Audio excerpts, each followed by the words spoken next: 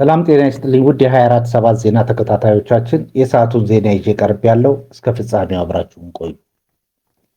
የምንለቃቸው መረጃዎች እንዲደርሳችሁ ላይክ፣ ሼር እና ሰብስክራይብ ማድረጋችሁ እንዳትረሱ በማለት ወደ ዜናው አለፍ። ቻይና የኢትዮጵያን ቡና በመግዛት የዛሬ 5 ዓመት ከነበረችበት 33ኛ ደረጃ በተያዘው ዓመት ወደ 4ኛ ደረጃ ከፍ በማለት የኢትዮጵያ ቡና ዋና መዳረሻ ሀገር ሆናለች። የኢትዮጵያ ቡናን በቻይና ገበያ የበለጠ ለማስተዋወቅ ገበያ ለመፈለግና ኤክስፖርቱን ለማሳደግ ዓላማ ያደረገ ኮንፈረንስ በቻይና ሁናን ግዛት እየተካሄደ ነው። በቻይና ሁናን ግዛት ጄጄ ከተማ በተዘጋጀው ኮንፈረንስ ከ700,000 በላይ ሰዎች የኢትዮጵያን ባለልዩ ጣዕም ቡና ለማስቀመስ እቅድ ተይዘዋል። ይህንን የበለጠ ለማሳደግና ወደ ቻይና የሚላከውን የቡና ኤክስፖርት መጠን ከፍ ለማድረግ ነው የአሁኑ ኮንፈረንስ የተዘጋጀው። ኮንፈረንሱን ያዘጋጀው የኢትዮ ቻይና የወዳጅነት ኮሚቴ የተባለ ድርጅት ነው። በኮንፈረንሱ ላይ የጄጄ ከተማ ከንቲባን ጨምሮ የቻይና ከፍተኛ አመራሮች ተሳታፊ ሆነዋል። በኮንፈረንሱ ላይ በቻይና የኢትዮጵያ አምባሳደር ተፈራ ደርበው፣ የግብርና ሚኒስትር ዴኤታ ዶክተር ኢፋ ሙለት፣ የመንግስት ኮሚኒኬሽን አገልግሎት ሚኒስትር ዴኤታ አቶ ተስፋውን ጎበዛይ፣ የቡናና ሻይ ባለስልጣን ዋና ዳይሬክተር ዶክተር አዱኛ ደበላ እና ከተለያዩ ክልሎች የተውጣጡ አመራሮች ተገኝተዋል። ኢትዮጵያ ባለፈው ዓመት ከ35,000 ቶን በላይ ቡና ለቻይና ገበያ አቅርባለች። የሐረሪ ክልል የ2 ዓመት ልጁን ከደፈረ በኋላ በጨርቅ ለመግደል የሞከረው ግለሰብ 25 ዓመት እስር ተፈረደበት። ወደ ዓለም በቅርቡ የተቀላቀለችው ሚጢጤ የ2 ዓመት ሕፃን የ30 ዓመት የሐረሪ ክልል ድሬ ጠያራ ወረዳ ነዋሪ በፍሮምሳ አብዱል ሰመድ ሌሊት 6 ሰዓት የገዛ ልጁን ደፍሮ ጉዳዩም እንዳይታወቅበት አንቆ ለመግደል ሞከረ። ለወላጅ አባቱም ልጁ በተኛችበት ሞተች በማለት ይናገራል። የሕፃኗ አያት የሆኑት አባትም እንዴት ጤነኛ የነበረች ልጅ ልትሞት ቻለች ብለው ሄደው አልጋ ላይ ሲመለከቷት መደፈሯን ያውቃሉ። የታነቀችበት አንገቷ የተከረከረ መሆኑንም ይመለከታሉ። አባት ዱላ በማንሳት አንተን ከመግደሌ በፊት ያደረከውን ንገረኝ ብለው ሲያስፈራሩት ከደፈራት በኋላ ለመግደል እንዳነቃት ተናገረ። ይህን ለጆሮ የሚዘገንን ነገር ከሰሙ በኋላ ወላጅ አባት ለሕግ እንዳቀረቡት የሐረሪ ክልል ፖሊስ ኮሚሽን የወንጀል ምርመራ ዳይሬክተር ኮማንደር አበበች ሸዋረጋ ተናግረዋል። ጉዳዩ በሐረሪ ክልል ፖሊስ ወንጀል ምርመራ ሲጣራ ቆይቶ ታህሳስ 17 2018 በዋለው ችሎት ደፋሪው አባት በ25 ዓመት እስራት ተቀጥቷል። በአማራ ክልል የሰላም ጥሪ የተቀበሉ ታጣቂዎች እጃቸውን ለመንግስት ሰጥተዋል። በማዕከላዊ ጎንደር ዞን በጎንደር ዙሪያ ወረዳ በሚገኝ የተለያዩ ቀበሌዎች ሲንቀሳቀሱ የቆዩ ታጣቂዎች የህዝብና የመንግስት የሰላም ጥሪ በመቀበል እጃቸውን ለ10ኛ እዝ ክፍለ ጦር ሰጥተዋል።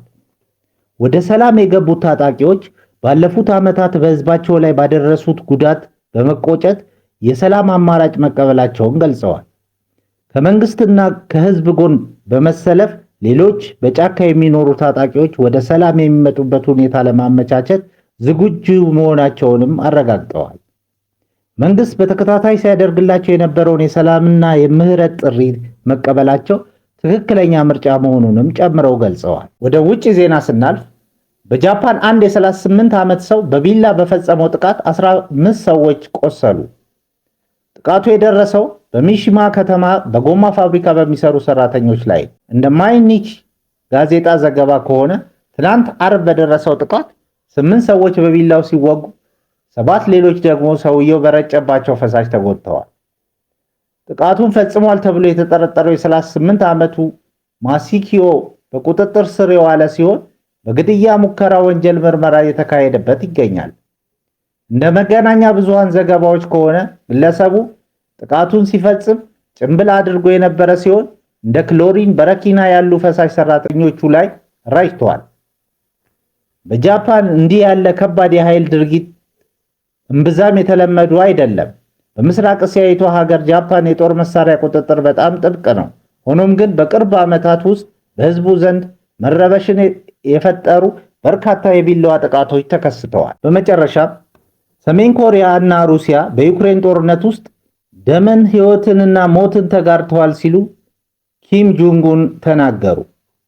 የሰሜን ኮሪያው መሪ ኪም ጆንግ-ኡን ለሩሲያው ፕሬዝዳንት ቭላዲሚር ፑቲን ባስተላለፉት የአዲስ ዓመት የእንኳን አደረሳችሁ መልእክት ሰሜን ኮሪያ እና ሩሲያ በዩክሬን ጦርነት ውስጥ የደም የህይወትና የሞት ትስስር አላቸው ብለዋል። በሰሜን ኮሪያ የዜና ወኪል በታተመው በዚህ መልእክት ኪም በ2025 በፒዮንግያንግ እና በሞስኮ መካከል ያለው ጥምረት በአንድ ቦይ ውስጥ በጋራ በፈሰሰ ደም በህይወትና በሞት የጠነከረበት በእውነትም ትርጉም ያለው ዓመት ነው ብለዋል።